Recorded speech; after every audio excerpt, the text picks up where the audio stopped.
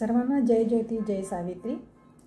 सावित्री ज्योती वैश्विक विचारपीठ सादर करीत आहे. मी सुवर्णा कोरे. प्राध्यापक वैशालीताई आमले हिवरखेड यांनी सावित्री आईस लिहिलेलं पत्र याचं मी वाचन करून दाखवत आहे. तर चला सुरुवात करूया.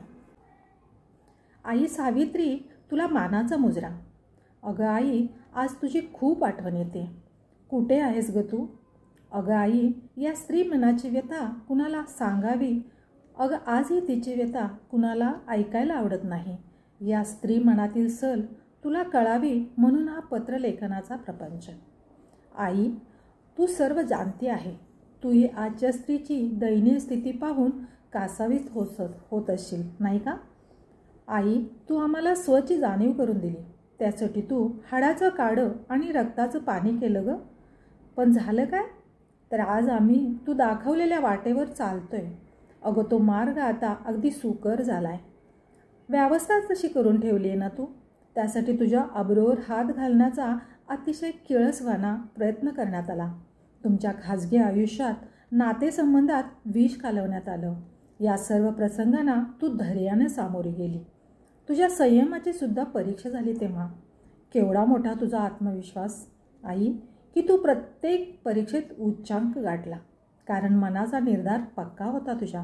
नीतीने दिलेल्या धड्यातून तू अनुभवांचं गाठोडं जमवलं आणि माझ्यासारख्या या भूतलावरील हाड्या मास्याच्या स्त्रीची वेदना मुक्त करण्या तू स्त्री उद्धारकर्ती झाली. पण आज तर अगदी विपरीत परिस्थिती आहे. सर्व काही सहज उपलब्ध होत असतानाही आम्ही स्त्रिया शिक्षण घेण्यास तयार नाही. शिक्षण घेतलेच तर आपलं स्वतःचं अस्तित्व निर्माण व्हावं असं आम्हाला वाटत नाही. आणि तुझ्यासारखं कुठलं विधायक कार्य करण्यास आम्ही धजावत नाही. एवढंच काय, अगं आई, आज आम्ही सरपंच होतो, राष्ट्रपती होतो, केवळ नावापुरतं ग. आणि हो, कौटुंबिक हिंसाचार, लैंगिक अत्याचारांना तर सुळसुळाट झालाय. वर्तमानपत्राचं पान रोज त्यानं भरलेलं असतं. मला तर कधी कधी वाटतं की या परिस्थितीला आम्ही महिलाही कुठेतरी जबाबदार आहोत. अगं आई, आम्ही महिला समस्येच्या मुळाशी जाण्याचा प्रयत्नच करत नाही.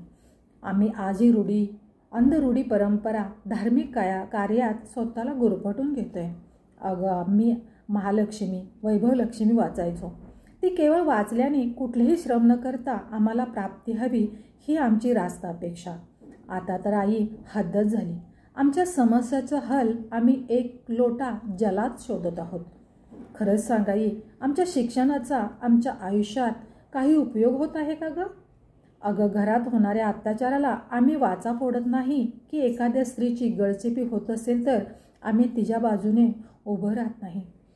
काय ग आई, ही अवस्था पाहून तुझ्या काळजाचा ठोका चुकत असेल हो ना? आई, पण मी तुला विश्वास देते. अगं तुझ्या विचारांची धार अजूनही तेज आहे. ती कधीही बोथट होणार नाही. ही सृष्टी आहे तोपर्यंत तुझे कार्य अमर आहे.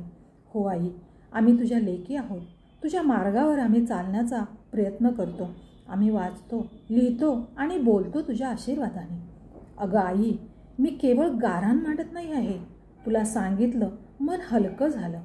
आता ती परिस्थिती निस्तारण्याचा प्रयत्नही करत आहे. अगं आई, मला शक्ती दे. तुझा शुभाशीर्वाद सदैव मला लाभू दे. पुन्हा एकदा तुला वंदन करते आणि थांबते. तर हे होते प्राध्यापक वैशालीताई आमले हिवरखेड अमरावती यांनी सावित्री आईस लिहिलेलं पत्र.